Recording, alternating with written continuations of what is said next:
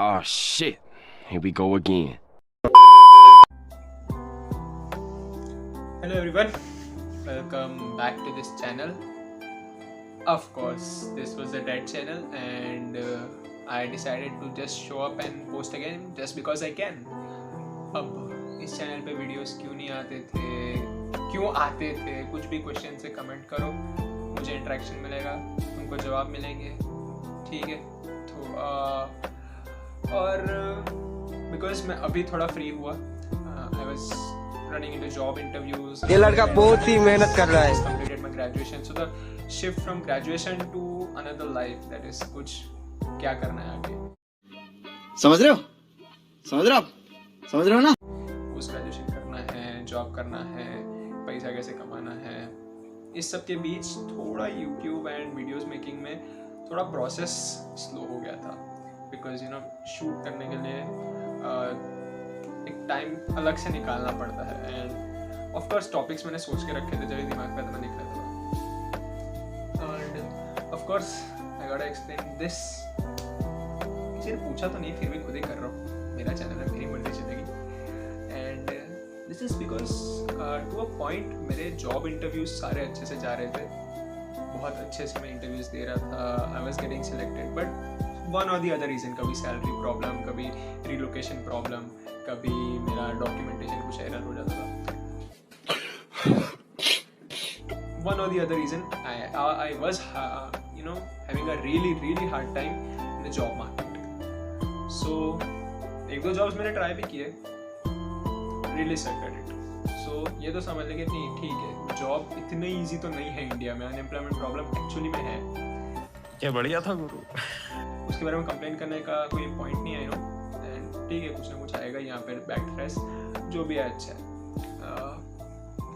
And of course anything in my life wasn't going my way and I was feeling really bad about it कि ना job मिल रही है, फिर post graduation के dates बहुत लंबे थे. एंड दैट टाइम घर पे मैं पूरा ऐसा फ्री ही बैठा था. And I am not a person who you know just sit idly. मैं कुछ ना कुछ करता रहूँ, ऐसा टाइप ऑफ पर्सन मैं हूँ यूजुअली.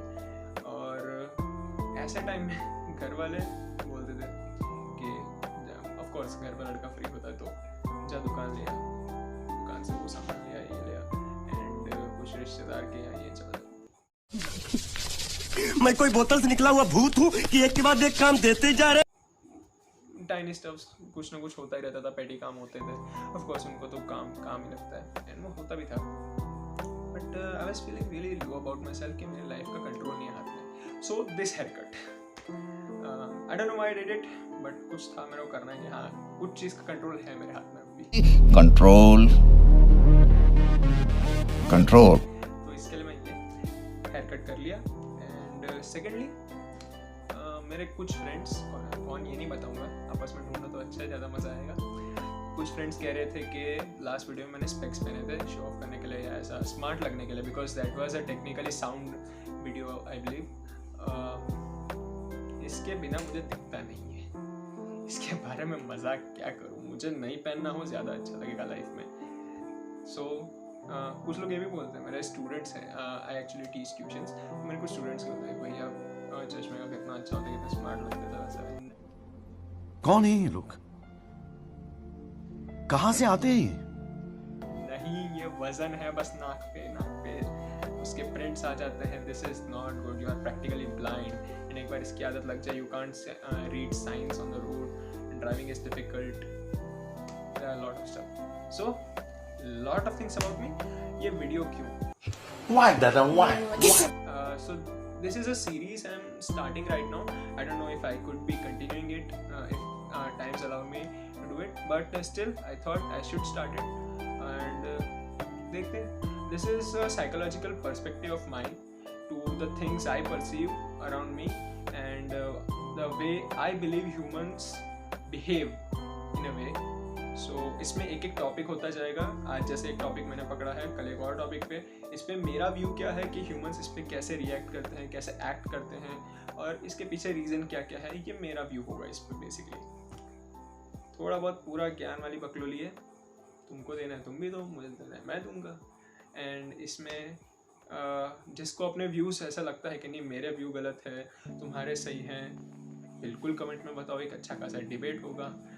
किसी को लगता है मैं सिर्फ बकलोली कर रहा हूँ, उनका टाइम वेस्ट कर रहा हूँ, चले भी जाओ, डिसलाइक करके जाना वो भी चलेगा।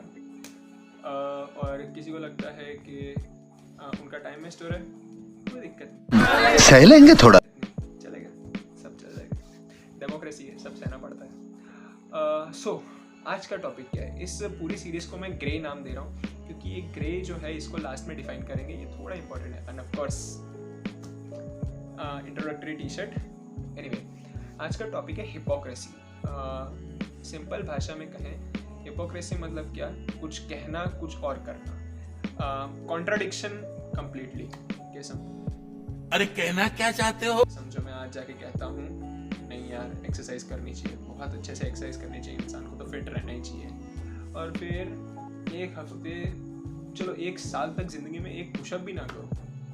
कर ना पाऊँ वो अलग चीज़ है, करूँ ना अपनी इच्छा से वो एक अलग चीज़ है। So that is a kind of simple example of hypocrisy कि ये करना चाहिए वो करना चाहिए, सब ठीक। तो इस टॉपिक पे मेरे फ्रेंड्स आजकल बहुत लोग कर रहे थे एक दूसरे को कि तू हिपोक्रेट है, तू hypocrite. A person who shows the phenomena of hypocrisy in his behaviour is known as a hypocrite. समझ रहे हो? समझ रहे हो आप? समझ रहे हो ना? सो हिपोक्रेसी सोसाइटी में कैसे एग्जिस्ट कर रही है और लोगों का उस पर क्या टेक है, ये सब मैं सोच रहा था। जस्ट ऐसे ही मेरे फ्रेंड्स बहुत, हाँ कुछ मुझे भी बुली कर रहे थे, कुछ एक दूसरे को भी कर रहे थे, तो ये बहुत ज़्यादा कॉमन हो रहा था ये वर्ड। तो आई जस्ट थॉट इस पर कुछ सोचना चाहिए। So hypocrisy I believe it's natural हो सकता है, बहुत सिंपल है।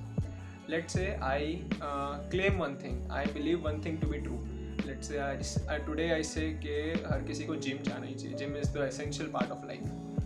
कुछ टाइम बाद मुझे ऐसा एक्सपीरियंस होता है जिम में इंजरीज हो सकती हैं, जिम में due to sanitization issues viruses फैल सकते हैं। ऑफकोर्स अब कोविड का ध्यान रखना ही चाहिए हर किसी को, और कोविड से बच के अपना ध्यान रखना चाहिए, कोविड का नहीं। Irrelevant explanation. जिम के अलग अलग इंजरीज हो सकते हैं ऑफकोर्स, एंड ओवर जिम हमारा टाइम भी कंज्यूम करता है, तो अलग अलग बैड इफेक्ट्स भी हैं। अब ये इंसान के पर्सपेक्टिव पे, उसको बैड इफेक्ट अच्छा, बैड इफेक्ट पे ज़्यादा एम्फोसिस लग रहा है या गुड इफेक्ट पे ज़्यादा एम्फोसिस लग रहा है, वो उसके पर्सपेक्टिव पे है। बट आज जो मैं स्टेटमेंट दे रहा हूँ, 2 महीने बाद अगर मैं आके उसको बदल दूँ कि नहीं अब मैं बोलता हूँ नीला जिम में टाइम वेस्ट होता है ऐसा वैसा, तो लोग मुझे बोलेंगे ये तो बड़े फॉर्म में गया था। हिपोक्रेसी की भी सीमा होती है। तो हिपोक्रेट लाइक हिपोक्रेसी इसकी, पहले बोलता है जिम अच्छा है, फिर बोलता है जिम अच्छा नहीं है, कुछ बात तो भरोसा नहीं करने का। So this is where the problem begins. अब एक इंसान एक टाइम पे एक स्टेटमेंट देता है, वो उसके तब के नॉलेज के बेसिस पे, कुछ टाइम बाद कुछ और स्टेटमेंट देता है, वो उसके थोड़े टाइम बाद के एक्सपीरियंस के बेस पे हो सकता है। तो इसके बेस पे तुम किसी इंसान को कंप्लीटली हिपोक्रेसी, उसके बाकी लाइफ के सारे स्टेटमेंट्स को रॉन्ग नहीं कंसिडर कर सकते। करना नहीं चाहिए, करने को तो तुम कुछ भी कर सकते हो, दुनिया आज़ाद है भाई, as far as I know. और इस बेसिस पे हमें आई बिलीव नहीं करना चाहिए। और हिपोक्रेसी के और एग्जांपल्स भी हो सकते हैं। हाँ, कहाँ तुम्हें किसी इंसान को गलत कंसिडर करना चाहिए ये भी बता दो।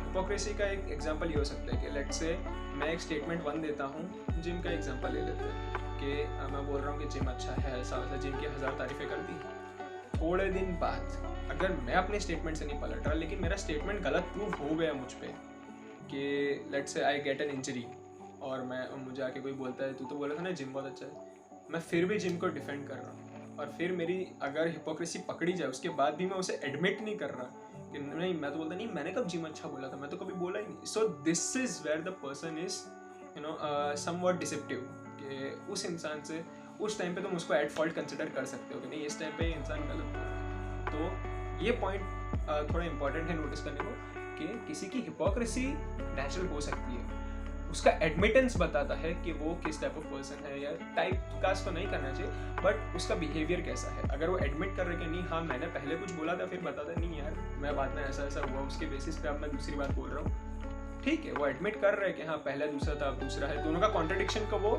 रिकग्नाइज कर रहे हैं। हाँ वो बता रहे हैं कि हाँ मेरा कुछ अलग था, बाद में अब कुछ और है, दिमाग का दृष्टिकोण, तो बात सही है, लेकिन वो बोल रहा है नहीं मैंने तो ऐसा कभी बोला ही नहीं, अपनी बात से मुकर जाए वो इंसान झूठा है। तो उस बेसिस पे एक ह्यूमन बिहेवियर को हम एनालाइज कर सकते हैं और ये हमारा माइंड। और अब इसका रीज़न क्या है, कोई अपने बात से पलटता क्यों है, कह सकते हैं कि किसी की हिपोक्रेसी तुमने पकड़ ली तो वो तभी के तभी बैकफायर हो गया कि नहीं मैंने ऐसा कभी बोला ही नहीं था, वो अपने बात से डिनाई कर दे रहा है अपने स्टेटमेंट से। तो ये किस वजह से हो सकता है? फर्स्ट ऑफ कोर्स एम्बैरेसमेंट से हम सब डरते हैं, इनसिक्योर हम सब होते हैं। कुछ लोग एडमिट नहीं करते, कुछ लोग they stand up for themselves कि हाँ ठीक है मैं हूँ, वो एम्बैरेसमेंट को एम्ब्रेस कर सकते हैं। लेकिन कुछ जो भी इंसान एम्बैरेसमेंट से डरता है तो वो ऑफ कोर्स नहीं एडमिट करेगा अपने हिपोक्रेट बिहेवियर को। Second could be lack of confidence. Embarrassment ठीक है, अगर तुम पब्लिक में हो तो एम्बैरेसमेंट का सिनेरियो हो सकता है। अगर सिर्फ 2 लोग भी हो तभी भी कोई इंसान लैक ऑफ कॉन्फिडेंस की वजह से भी अपनी गलती एडमिट नहीं कर सकता, क्योंकि it takes guts to admit that I am wrong. Of course it does and it takes a bigger guts to forgive someone, but that is another topic. So अगर कोई इंसान कॉन्फिडेंट इनफ नहीं है कि वो बोल सके, बट वो अंदर से जानता है, इस पॉइंट पे क्या कर सकते हैं हम? किसका माइंड तो रीड कर नहीं सकते। तो सिंपली बस एक हिसाब बनता है कि अगर तुम्हें पता है कोई इंसान अपने स्टेटमेंट से मुकर रहा है, just ignore that person actually, don't try ना कन्फ्रंट हिम और हर as long as it's really crucial।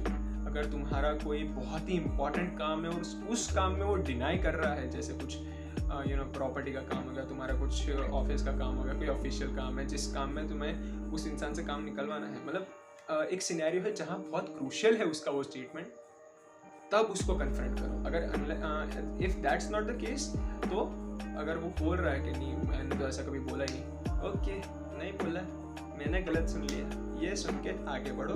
बस याद रखना दिमाग में ये इंसान ऐसे पलटा था, पार्टी बदल लिया साला। ठीक है, आगे ध्यान रखो, ये ज़्यादा बेटर रहेगा। ज्ञान की बात तो बहुत ज़्यादा हो गई, क्योंकि ऑफ कोर्स ये एक साइकोलॉजिकल सीरीज़ है तो इसमें बहुत कुछ चलेगा। इसके अलावा maybe I am planning on something different on this channel. इस चैनल पे कुछ भी चलने वाला, कुछ भी मतलब कुछ भी। मैं कभी गेमिंग भी करूँगा, कभी मन हुआ तो ये साइकोलॉजिकल लेक्चर्स भी होंगे, कभी मन हुआ केमिस्ट्री भी पढ़ाऊंगा, because I am chemistry tutor by profession and as of now, and कभी इच्छा हुई तो ब्लॉग भी कर लेंगे। So this channel is not monogamous in the scenario of content, it can be anything, so you can always put up your suggestions. और किसी को कुछ चीज़ समझने में दिक्कत हो तो कमेंट सेक्शन है, कुछ समझने में दिक्कत नहीं है लेकिन फिर भी पसंद नहीं है, डिसलाइक बटन है, दबाओ, पूरा डिसलाइक भर दो वो भी चलेगा, लाइक बटन है वो दबाओ वो भी चलेगा, शेयर करोगे तो बहुत ही अच्छी बात है। एक तो लाइक और शेयर ठोक दीजिए महाकाल का, दबा के लाइक और शेयर ठोक दीजिए। थोड़े स्मार्ट मैं भी लगूंगा, तुम भी लगोगे कि हाँ इंटेलेक्चुअल लोगों के साथ घूमता है। मैं इंटेलेक्चुअल नहीं बोल रहा, तुम इंटेलेक्चुअल, ठीक है। That's all for now, thank you for watching this. I hope मेरा एडिटर इसको सही से एडिट कर ले। ऑफ कोर्स सब्सक्राइब करना प्लीज़ इस चैनल को, एंड कोई दिक्कत हो तो बता दो भाई। Bye bye, take care. ठीक है भाई, ओके भाई, ठीक है भाई मैं चलता हूँ। Okay bye, okay bye.